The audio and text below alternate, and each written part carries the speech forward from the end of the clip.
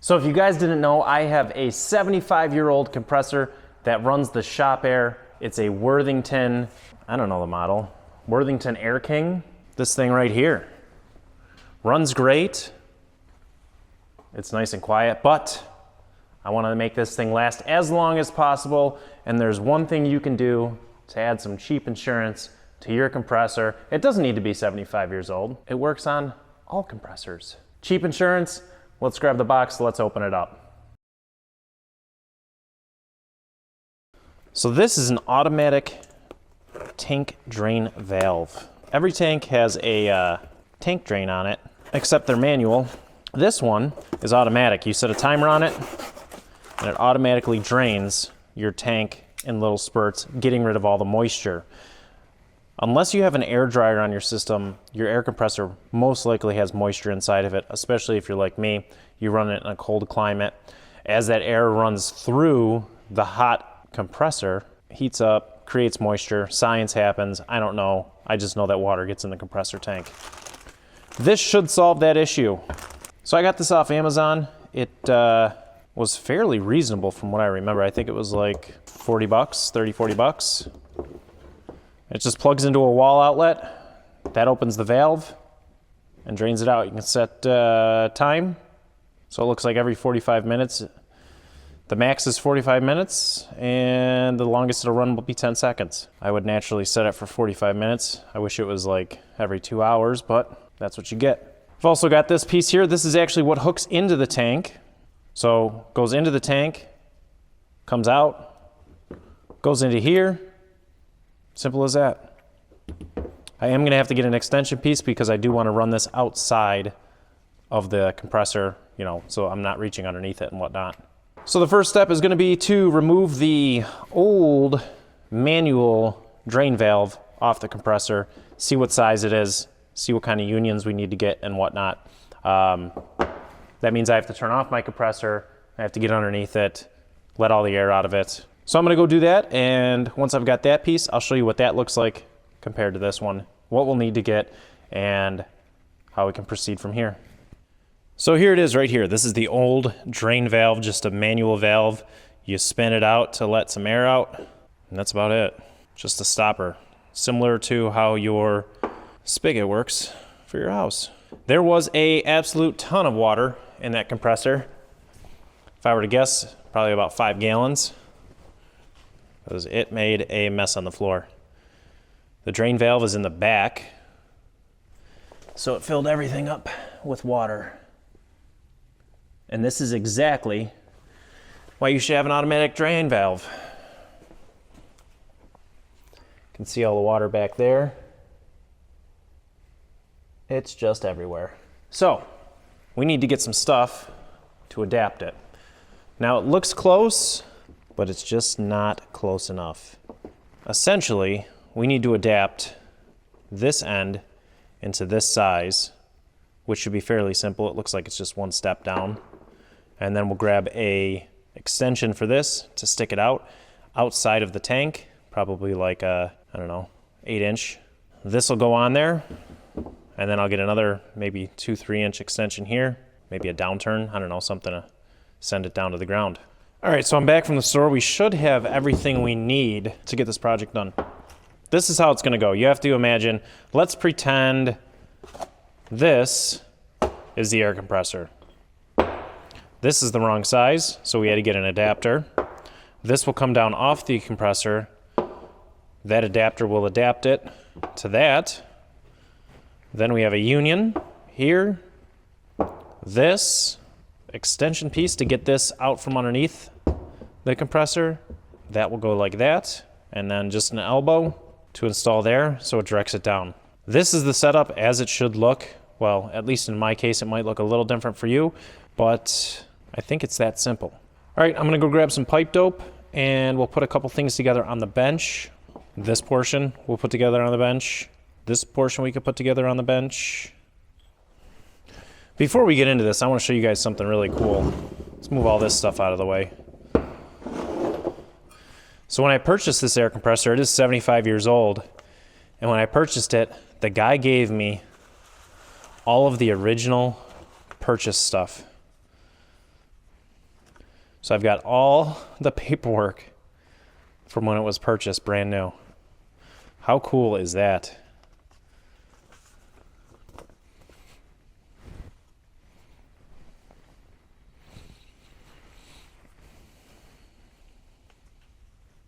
So it must be a 3T.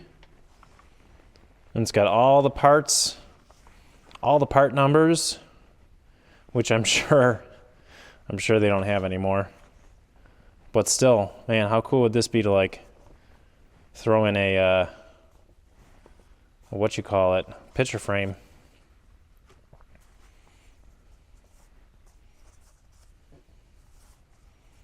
All the instructions how to hook it up.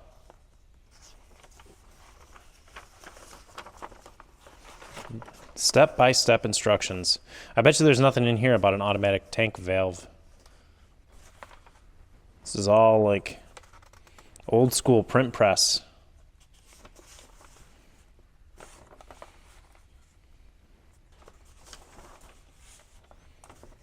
Must be a diagram of how it's supposed to set up. Yeah, I'm definitely going to save this stuff. Pretty cool to have. Looks like you got a bunch of extra gaskets. Automatic pressure switch. Gaskets. They feel like, I don't know what they feel like. What is this? Thermal units. Oh, it's a fuse. I don't think mine has a fuse on it.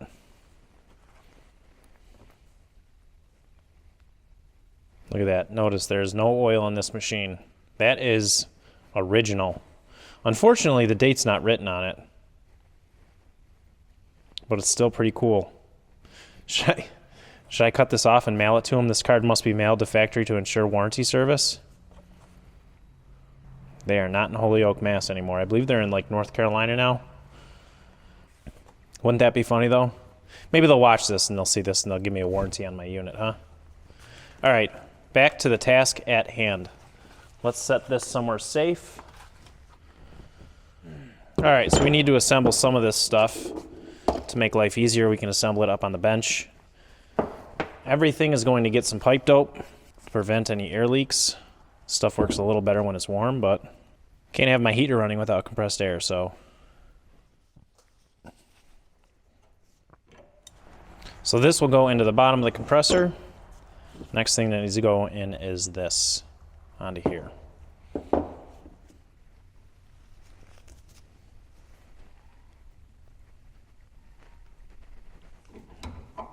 That should be plenty tight. And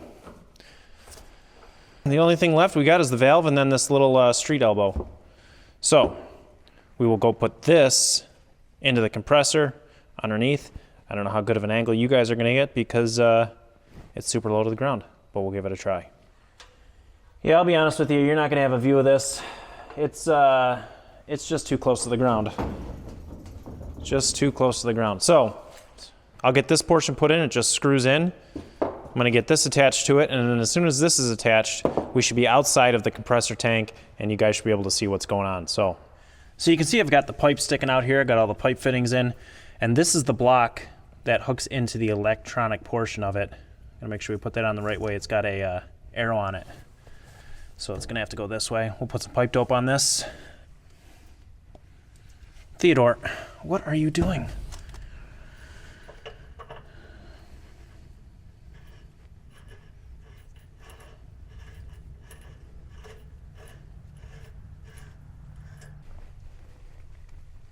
Okay. That is straight up and down. I bought this little angle fitting just to direct the water at the ground rather than straight out. So we'll install that. This doesn't need to be super tight.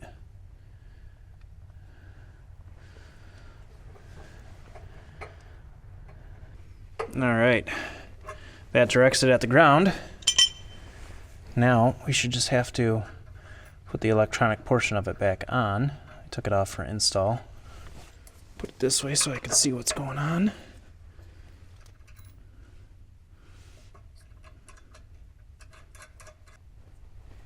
I know this is not how you're supposed to use this tool, but it's working. So I don't know how tight that's supposed to be.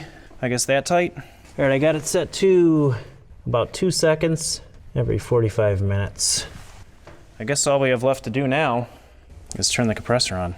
Oh, well, I mean, we got to plug this in too, so. Oh, ho, ho, ho. I just heard it click. All right, let's go fire up the compressor, get some air pressure in here. Since there's no on-off switch with the air compressor at the compressor, I have it just on the, what do you call it? Breaker box, circuit breaker, whatever you want to call it. And it should go on. Old Faithful. All right, I'm gonna let it build air pressure and we'll see if it works. I'll just have to turn the dial down to like every minute or so to test it and make sure it works and check for leaks. Well, we're officially hooked up and we're charged up. So let's see. It's kind of tough to do. One hand on the camera.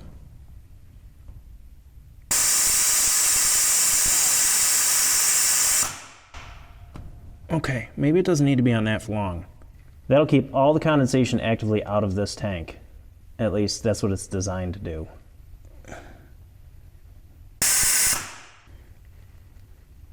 This cord's really messing up the focus, huh?